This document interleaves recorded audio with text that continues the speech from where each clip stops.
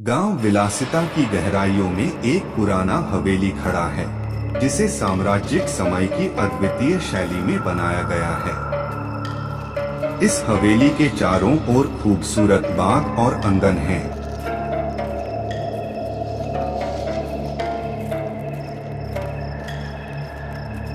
लेकिन लोगों के दिलों में डर का बसेरा है।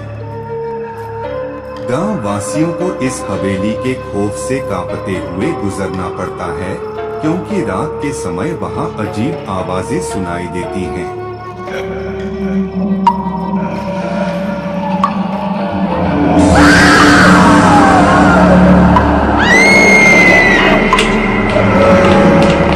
एक रोमांचक रात जब गांव के लोगों ने एक अद्भुत घटना के बारे में सुना, तो उनका दिल डर से भर गया। एक पुराना हाउस में रहने वाला एक युवक लापता था। उसकी खोज में विलासिता के लोग उस हवेली की ओर बढ़े। लेकिन जैसे ही वे हवेली के पास पहुंचे, उन्हें अनजान चीखें सुनाई देने लगी।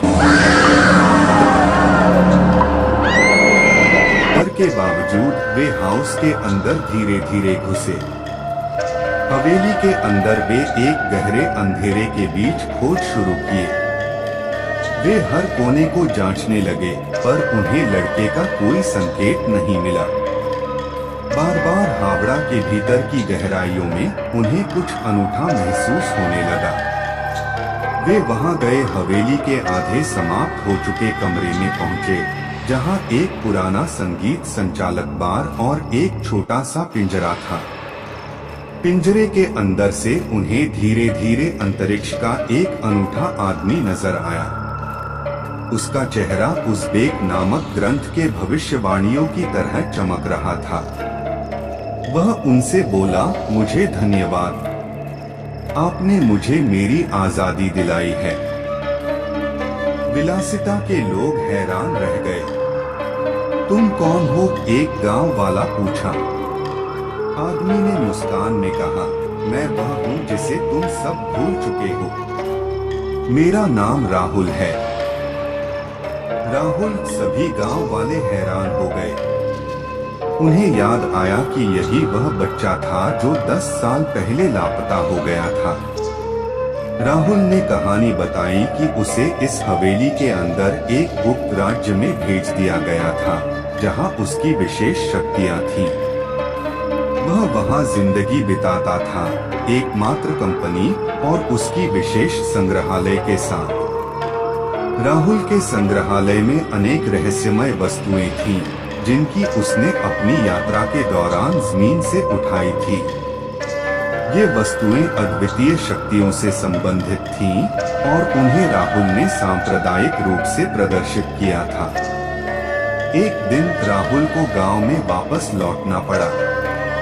वहां पहुंचकर उसे अपने माता पिता की यादें ताजा होने लगीं और उसने अपनी पुरानी यादों का सामना किया।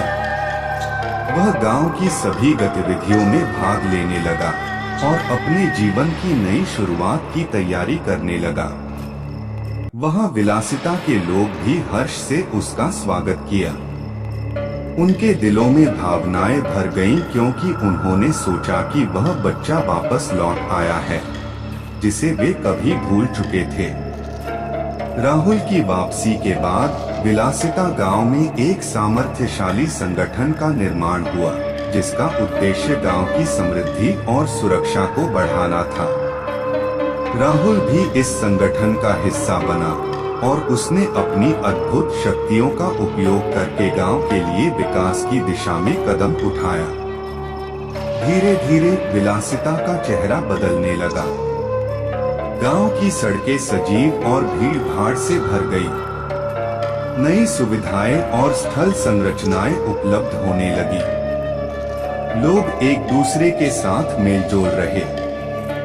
गांव की अवस्था में वृद्धि हुई और लोग अब खुशहाल और संतुष्ट थे।